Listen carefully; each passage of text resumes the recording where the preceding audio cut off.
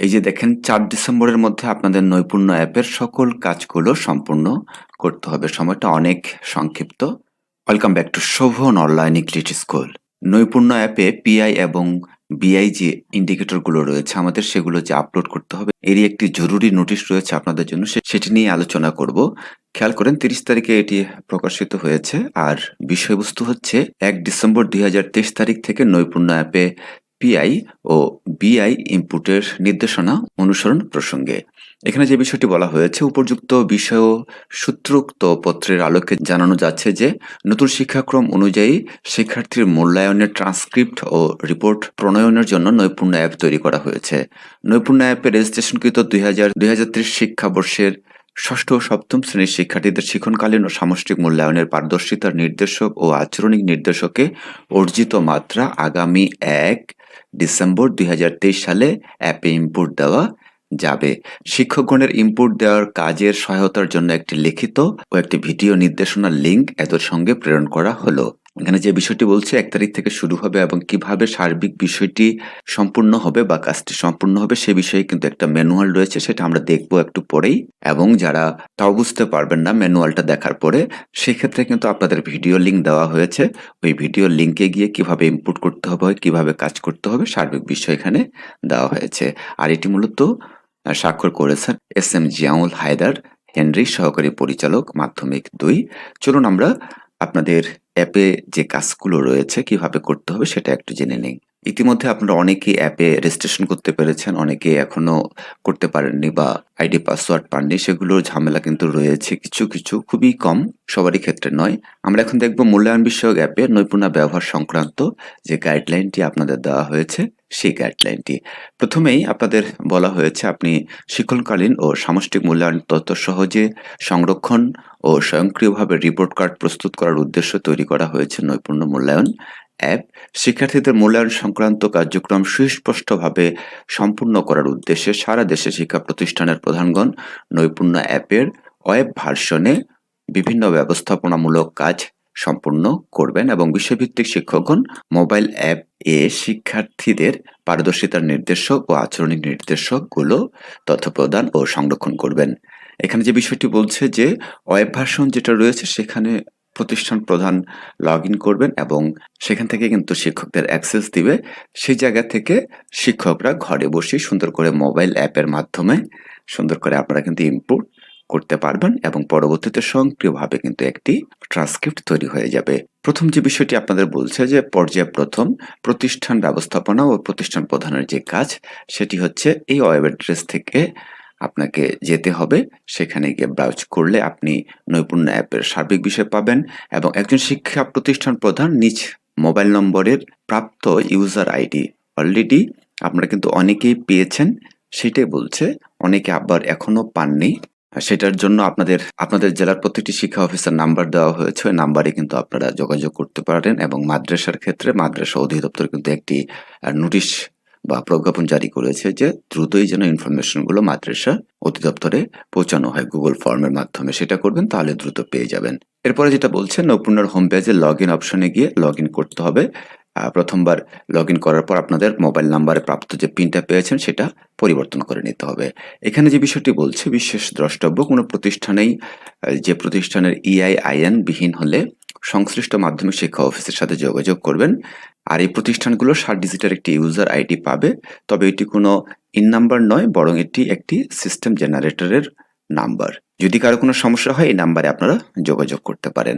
চলুন এর পরবর্তীতে লগ ইন পরবর্তীতে যে করণীয় বিষয়গুলো রয়েছে সেটি হচ্ছে লগ ইন প্রক্রিয়া সম্পূর্ণ হলে প্রতিষ্ঠান প্রধান 7টি ব্যবস্থাপনা দেখতে পাবেন, মানে 7টি পর্যায়ে দেখতে পারবেন কাজের। এই ব্যবস্থাপনাগুলো ট্যাবের ডাউনড্রপ থেকেও দেখতে পাবেন। এই ব্যবস্থাপনার কাজগুলো প্রতিষ্ঠান প্রধানের আইডি থেকে সম্পূর্ণ করতে হবে। তাহলে এই কাজগুলো হচ্ছে প্রতিষ্ঠান প্রধানের আইডি থেকে, মানে যিনি বা যিনার মোবাইল নাম্বার বা হচ্ছে ইত্যাদি দিয়ে মূলত রেজিস্ট্রেশন করা হয়েছে। ব্রাঞ্চ ব্যবস্থাপনা এই অপশনে ক্লিক করে প্রতিষ্ঠানের ব্রাঞ্চ সংক্রান্ত তথ্য যুক্ত করুন এবং ব্রাঞ্চ প্রধানের নাম উল্লেখ করুন। যদি ব্রাঞ্চের প্রধানের নাম উল্লেখ না থাকে তাহলে শিক্ষা ব্যবস্থাপনা অপশনের সকল শিক্ষক যুক্ত করার পর ব্রাঞ্চ ব্যবস্থাপনার ড্রপ ডাউন থেকে প্রতিষ্ঠান প্রধানকে সিলেক্ট করে নিন। এইভাবে মূলত আপনাদের কাজটি হবে। আপনারা পর্যায়ক্রমে দেখে নেবেন। এর পর্যায়ে রয়েছে শিফট ব্যবস্থাপনা। আপনারা যদি প্রিন্ট করে এগুলো নেন তাহলে সবচেয়ে ভালো হবে। এটি হচ্ছে মাউসের ওয়েবসাইটে রয়েছে ভার্সন ব্যবস্থাপনা, এরপরে সেকশন ব্যবস্থাপনা। জাস্ট এগুলো দেখলেই কিন্তু আপনারা বুঝতে পারবেন। এবং শিক্ষকদের যে ব্যবস্থাপনা রয়েছে, শিক্ষকদের কিভাবে যুক্ত করতে হবে সেটা একটু আমরা আলোচনা করি। এই ব্যবস্থাপনায় অপশন থেকে আপনার প্রতিষ্ঠানের আওতাভুক্ত শিক্ষকদের সিস্টেমে যুক্ত করুন। ডান পাশের তালিকা থেকে পিডিএস ধারী শিক্ষকদের জন্য সিলেক্ট করুন এবং হালনাগাদ করুন। যদি কোনো পিডিএস ধারী শিক্ষকের নাম পিডিএস তালিকায় না পাওয়া যায় তাহলে পিডিএস আইডি দিয়ে সার্চ করুন, সিলেক্ট করুন এবং হালনাগাদ করুন।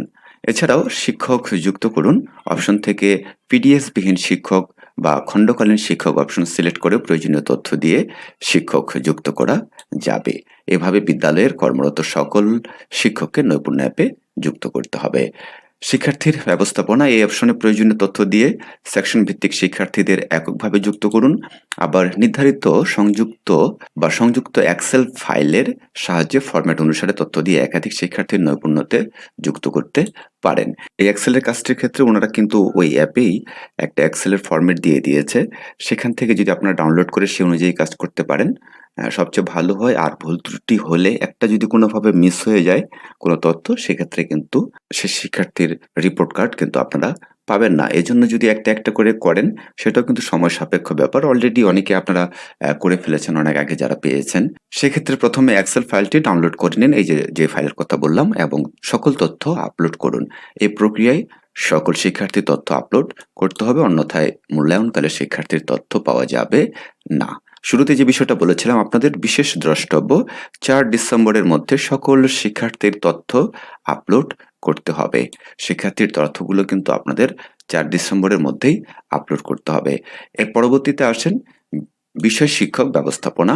এই ব্যবস্থাপনা থেকে প্রতিটি বিষয়ের জন্য বিষয় শিক্ষক ড্রপডাউন থেকে নির্বাচন করুন। সকল বিষয়ের শিক্ষক নির্বাচন হয়ে গেলে তথ্য সংরক্ষণ করুন বাটনে ক্লিক করে তা তথ্য সংরক্ষণ করতে হবে। আপনি চাইলে এডিট অপশনে গিয়ে পুনরায় সেকশন ভিত্তিক শিক্ষক সংক্রান্ত তথ্য পরিবর্তন করতে পারেন এবং কোনো শিক্ষককে একের অধিক বিষয়ের জন্য সিলেক্ট করতে পারেন। এভাবে প্রতিটি ব্যবস্থাপনার কাজ সম্পূর্ণ করে নৈপুণ্য অ্যাপের প্রথম পর্যায়ের কাজ শেষ। এবং দ্বিতীয় পর্যায়ে যে কাজটি থাকছে সেটি হচ্ছে, প্রথম পর্যায়ের প্রতিষ্ঠান প্রধান সকল শিক্ষককে নৈপুণ্য অ্যাপে যুক্ত করার সময় শিক্ষকদের একটি অ্যাক্টিভ মোবাইল নাম্বার যুক্ত করে থাকবেন, মানে যে নাম্বারটি সচল রয়েছে। প্রতিটি শিক্ষক নৈপুণ্য সিস্টেম সরবরাহকৃত উক্ত মোবাইল নাম্বারে তার ইউজার আইডি এবং পিন নাম্বার পাবে। এটা কিন্তু সরাসরি অটোমেটিক আপনাদের কাছে চলে যাবে যাদেরকে অ্যাড করা হবে। এই ইউজার আইডি ও পিন নাম্বার ব্যবহার করে শিক্ষকগণ নৈপুণ্য অ্যাপের মোবাইল ভার্সনে প্রবেশ করার মাধ্যমে দ্বিতীয় পর্যায়ের কাজ শুরু হবে। এর জন্য কিছু ধাপ অনুসরণ করতে হবে। অ্যাপ ডাউনলোড, প্রথমে গুগল প্লে স্টোর থেকে আপনাদের অ্যাপটি ডাউনলোড করে নিতে হবে। অ্যাপে আপনাদের লগ ইন করতে হবে। নৈপুণ্য অ্যাপটি মোবাইলে ডাউনলোড শেষ হলে অপশনটিতে ক্লিক করে লগ ইন পেজ দেখতে পাবেন। লগ ইন পেজে আপনার মোবাইলে আগত SMS এর ইউজার আইডি এবং পিন দিয়ে আপনাকে লগ ইন করতে হবে। নর্মালি আমরা যেভাবে ফেসবুক বা অন্যান্য সাইটগুলো লগ ইন করে থাকি ঠিক সেরকমই, খুব কঠিন কিছু না। বিষয় সিলেক্ট এবং মূল্যায়ন। লগ ইন সম্পূর্ণ হলে শিক্ষকগণ তার ইউজার প্রোফাইল দেখতে পাবেন এবং ইউজার প্রোফাইল থেকে শিক্ষকগণ তাদের নির্ধারিত বিষয়গুলো দেখতে পাবেন। তিনি যে বিষয়ের মূল্যায়ন করতে চান সেই বিষয়টি সিলেক্ট করে নেবেন। এখানে বিষয়ভিত্তিক পারদর্শিতার মূল্যায়ন ও আচরণিক মূল্যায়ন অপশন দুইটি দেখা যাবে। পারদর্শিতার মূল্যায়নের শিক্ষণকালীন মূল্যায়ন, ষান্মাসিক সামষ্টিক মূল্যায়ন এবং বার্ষিক সামষ্টিক মূল্যায়ন অপশন দেখতে পাবেন। এই তিনটি কিন্তু আপনাদের কাজ করতে হবে। শিক্ষণকালীন মূল্যায়ন থেকে যে শিখন অভিজ্ঞতা বা যোগ্যতা পারদর্শিতা মূল্যায়ন করতে চান সেটি সিলেক্ট করুন। সিলেক্ট করার পর সংশ্লিষ্ট শিখন অভিজ্ঞতা বা পরিচ্ছেদের অন্তর্ভুক্ত পারদর্শিতাগুলো দেখতে পাবেন ওখানে আপনারা। এখান থেকে নির্দিষ্ট পারদর্শিতা সিলেক্ট করে নিন এবং শিক্ষার্থীদের পারদর্শিতার মাত্রা অনুযায়ী তাদেরকে মূল্যায়ন করুন এবং সংরক্ষণ করুন। মূল্যায়ন কিন্তু আপনারা এর আগেই করেছেন, এখন শুধু সংরক্ষণ করুন। আচরণিক মূল্যায়নে পারদর্শিতা মূল্যায়নের শেষে আচরণিক মূল্যায়ন সিলেক্ট করুন। এরপর শিক্ষার্থীদের মূল্যায়ন করুন এবং রেকর্ড সংরক্ষণ করুন। এভাবে সকল মূল্যায়নের তথ্য দিতে হবে। উপরোক্ত কাজগুলো সম্পূর্ণ করার মাধ্যমে একজন শিক্ষক নৈপুণ্য অ্যাপের দ্বিতীয় পর্যায়ের কাজ সম্পূর্ণ করতে পারবেন। বিশেষ দ্রষ্টব্য খেয়াল রাখবেন, প্রতিষ্ঠান প্রধানের করণীয় এবং শিক্ষণকালীন ও আচরণিক মূল্যায়নের কাজ সুষ্ঠুভাবে সম্পূর্ণ করার জন্য মূল্যায়ন সংক্রান্ত ভিডিওগুলি দেখুন। এখানে দুটো লিঙ্ক দেওয়া হয়েছে আপনাদের। এই দুটো লিঙ্কে ক্লিক করা মাত্রই কিন্তু আপনারা বিস্তারিত কাজগুলো দেখতে পারবেন। এরপরে আসছেন তৃতীয় পর্যায়ে ট্রান্সক্রিপ্ট ও রিপোর্ট কার্ড জেনারেশন। সকল শিক্ষার্থীদের শিক্ষণকালীন ও আচরণিক মূল্যায়নের তথ্য ইনপুট করা শেষ হলে প্রতিষ্ঠান প্রধানগণ তাদের আইডি থেকে শিক্ষার্থীদের বিষয়ভিত্তিক ও আচরণিক মূল্যায়নের ট্রান্সক্রিপ্ট ও রিপোর্ট কার্ড তৈরি করতে পারবেন এবং ডাউনলোড ও প্রিন্ট করে শিক্ষার্থীদের সরবরাহ করতে পারবেন। যেহেতু আমরা এখান থেকে রিপোর্ট কার্ড এবং ট্রান্সক্রিপ্টটি পেয়ে যাচ্ছি, অনেক শিক্ষা প্রতিষ্ঠান রয়েছে অলরেডি কিন্তু হচ্ছে অ্যাপে কিভাবে কাজ হবে সেই কাজগুলো কিন্তু তারা অলরেডি করা শুরু করে দিয়েছে, যেটা নিছক পেরেশানি ছাড়া আর কিছুই নয়। কারণ আমরা যদি শুধু ট্রান্সক্রিপ্টটা করে রাখি, ওই ট্রান্সক্রিপ্টের আদলে কিন্তু আপনি খুব তাড়াতাড়ি বা শিক্ষণকালীন মূল্যায়নের যে শিটগুলো রয়েছে সেগুলো থেকে কিন্তু আপনি খুব দ্রুতই এই বিষয়গুলো আপলোড করতে পারছেন। এটা একটা বাড়তি প্রেশার আমার কাছে মনে হয়েছে। অনেক শিক্ষা প্রতিষ্ঠানেই শিক্ষকদের প্রচুর কাজ করতে হয়েছে যে এই যে রিপোর্ট কার্ড তৈরি করা, এই রিপোর্ট কার্ড তো আপনাদের তৈরি করার প্রয়োজন নেই। এটি অটোমেটিকভাবে এখান থেকেই আপনারা নিতে পারবেন প্রিন্ট করে। অতএব যারা বাড়তি কাজটি করেছিলেন, আমি মনে করি এটা আপনাদের জন্য অনেক পেরেশানি। আমি অনেকের সাথে কথা বলেছিলাম, তারা জানিয়েছিল যে স্যার আমরা মূল্যায়ন অ্যাপের যে রিপোর্ট কার্ড বের হবে অ্যাপ থেকে সেটা কি আমরা আগেই করবো কিনা। আমি কিন্তু বলেছি সরাসরি করার প্রয়োজন নেই, কারণ এতে পেরেশানি আপনাদের অনেক বেশি হবে। শুধু প্রসেসটা আপনি জেনে রাখেন, তারপরেও যদি আপনার কোনো কারণে ভুল হয় অ্যাপ থেকে যদি আমাদের অন্য রেজাল্ট আসে, সেক্ষেত্রে আমাদের কি করণীয় থাকবে। আপনি যে কাজগুলো করলেন বা আপনাকে প্রেশার ক্রিয়েট করে শিক্ষকদের যে কাজটা করানো হলো সে বিষয়টা কিন্তু পুরোটাই বিফলে যাবে যদি ভুল হয়ে থাকে। অতএব এখান থেকে অটোমেটিক যে আমাদের রেজাল্ট বা রিপোর্ট কার্ডটি বের হয়ে আসছে সেটা কিন্তু অনেক ভালো হবে নিঃসন্দেহে। শুধু আপনাদের এই কাজটি করতে হবে, ১ থেকে ৪ ডিসেম্বরের মধ্যে শিক্ষার্থীদের যে তথ্যগুলো রয়েছে সেটা কিন্তু আপনাকে দ্রুত আপলোড করে দিতে হবে। এই কাজগুলো করতে গিয়ে যেখানে সমস্যা হয় সেই জায়গাটা থেকে গিয়ে আপনারা কিন্তু সুন্দর করে দেখতে পারেন, অথবা মাউসি থেকেও কিন্তু এটা ডাউনলোড করে নিতে পারেন। ধন্যবাদ আপনাদের সবাইকে। আল্লাহ হাফেজ।